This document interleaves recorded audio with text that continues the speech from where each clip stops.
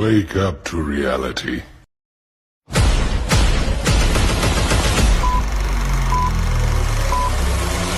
Fact number 1, रात में भी सोलर बिजली देगा बिना बैटरी के। हाँ भाई, कोई मजाक नहीं कर रहा। पता है कैसे?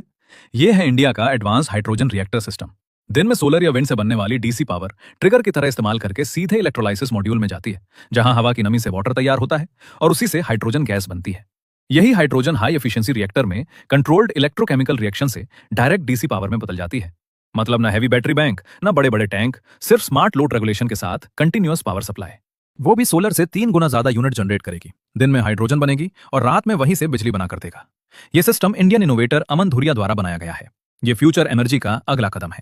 फैक्ट नंबर 2, दिल्ली, नई दिल्ली और दिल्ली एनसीआर क्या तीनों आपको सेम लगते हैं? सबसे पहले आता है दिल्ली। ये एक यूनियन टेरिटरी है, मतलब पूरा स्टेट जो सेंट्रल गवर्नमेंट के अंदर आता है। Old Delhi, west Delhi, south Delhi, ये सब मिला के बनता है हमारा दिल्ली। दिल्ली के अंदर ये छोटा सा वीवीआईपी एरिया है न्यू दिल्ली। ये इंडिया का कैपिटल सिटी है। Rashtrapati Bhavan, parliament, India gate सब बस इतने से एरिया में है। So new Delhi is the heart of Delhi. और दिल्ली के आसपास के एरिया को बोलते हैं एनसीआर यानी नेशनल कैपिटल रीजन। ये एक मेगा जोन है जिसमें दिल्ली के साथ साथ नोएडा, गुड़गांव, मेरठ और राजस्थान की कई सिटीज भी आती हैं। ये दिल्ली से 25 से 20 गुना बड़ा है। Simple logic, new Delhi capital है, दिल्ली यूनियन टेरिटरी है और एनसीआर पूरा नेटवर्क है। फैक्ट नंबर 3, अरे मुसलमानों में तो 4 शादियां अलाउड है। ये लाइन तो आपने बहुत सुनी होगी ना, लेकिन पूरा सच क्या है? चलिए फैक्ट्स के साथ समझाता हूँ। बात है जंग उहुद के बाद की। लगातार जंग में कई मुसलमान मर्द शहीद हो गए थे, जिससे अचानक वीडो और यतीम बच्चों की तादाद बढ़ गई थी। सोसाइटी का बैलेंस बिगड़ रहा था। बेसहारा औरतों की हिफाजत, उनकी जिम्मेदारी और सोशल इम्बैलेंस को रोकना असली मकसद था।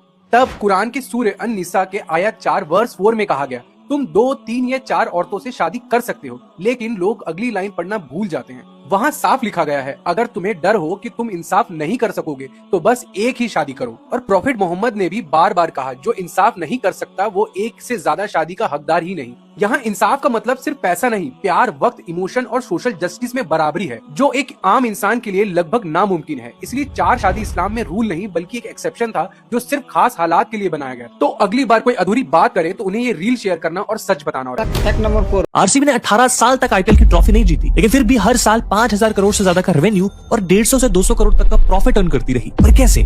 देखिए, पहला सोर्स है आईपीएल के स्पॉन्सर्स और मीडिया राइट्स। आईपीएल में कई स्पॉन्सर्स हैं, जैसे Tata group, Disney plus Hotstar, Zomato, Ather Energy etcetera. इससे आने वाली अर्निंग के 50% को बीसीसीआई सभी टीम्स में इक्वली डिवाइड कर देती है और टीम्स की लगभग 60% अर्निंग यहीं से होती है। सेकंड सोर्सेज है टीम स्पेसिफिक स्पॉन्सरशिप, जिसे स्पॉन्सर और एसोसिएट स्पॉन्सर्स आरसीबी की अर्निंग का लगभग 15% कंट्रीब्यूट करते हैं। थर्ड सोर्स है टिकट सेल्स और मर्चेंडाइज। बेंगलुरु में होने वाले होम गेम्स का 80% टिकट रेवेन्यू आरसीबी रखती है और उसके साथ टी शर्ट और कैप्स जैसे मर्चेंडाइज सेल करती है, जिससे 10% रेवेन्यू आता है। इसके अलावा प्राइज मनी या फिर स्टेक सेल करना एक एडिशनल इनकम सोर्स है। और दोस्तों, 500 करोड़ से ज्यादा के रेवेन्यू को ट्रैक करना, उसका अकाउंट रखना भी जरूरी है, ताकि business related future decisions data देख के लिए जा सके। और ये सिर्फ आरसीबी जैसे बड़ी टीम्स के लिए नहीं, इवन अगर आप एक बिजनेस ओनर है तो बिजनेस में जीतने के लिए अकाउंटिंग स्ट्रांग होना बहुत इंपॉर्टेंट है, जिसमें आपकी हेल्प कर सकता है ओडू, क्योंकि मैनुअल अकाउंटिंग में बहुत टाइम जाता है, लेकिन ओडू पर पलक झपकते ही सब हो जाता है। इनवॉइस को वैलिडेट करते ही एआई खुद डेटा कैप्चर करके एंटर कर देता है। इवन अगर आप एक्सपेंसेस का फोटो फोन से लेते हैं तो एआई डेटा एंट्री भी कर देता है। इसके अलावा ओडू ऑटोमेटिकली बैंक स्टेटमेंट्स को भी सिंक्रोनाइज कर देता है,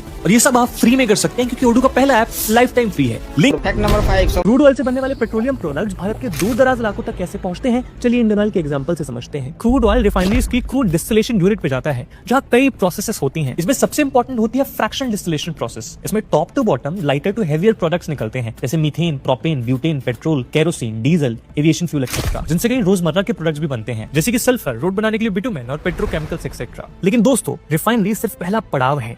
अगला कदम होता है इन प्रोडक्ट्स को देश के कोने कोने तक पहुंचाना। वैसे तो इंडियन ऑयल की 20,000 किलोमीटर से ज्यादा की पाइपलाइंस और लगभग 40,000 ट्रक्स मिलकर देश भर में पेट्रोलियम प्रोडक्ट्स पहुंचाते हैं, लेकिन भारत के कुछ ऐसे इलाके हैं जहां पे पाइपलाइंस और ट्रक्स भी नहीं पहुंच पाते, जैसे केरला की बैकवाटर, जहां हर तरफ पानी है और यहाँ घर तक जाने के लिए रोड्स ही नहीं है, या फिर राजस्थान के थार डेजर्ट, जहाँ सैंड ड्यून्स पर कैमल्स के अलावा दूसरा मोड ऑफ ट्रांसपोर्टेशन ही नहीं है, या फिर पर्वतीय राज्यों की पहाड़ियां, जहाँ पहुंचना बहुत मुश्किल है। लेकिन इन चैलेंजेस को आसान बनाती है भारत की एक महारत्न कंपनी इंडियन ऑयल, जिसने हर जगह अपने डिलीवरी सिस्टम को ज्योग्राफी के अकॉर्डिंग अडैप्ट किया है। एग्जांपल के लिए केरला में बोट्स नैरो कैनाल्स के थ्रू सिलेंडर लेकर विलेजेस तक पहुंचती हैं और थार डेजर्ट में कैमल कार के काम करती है। इंडियन ऑयल के इन प्रयासों की वजह से इनएक्सेसिबल जगहों पर रहने वाले हजारों लोगों को क्लीन कुकिंग फ्यूल मिल पाता है, which shows this company believes in पहले इंडियन फिर ऑयल।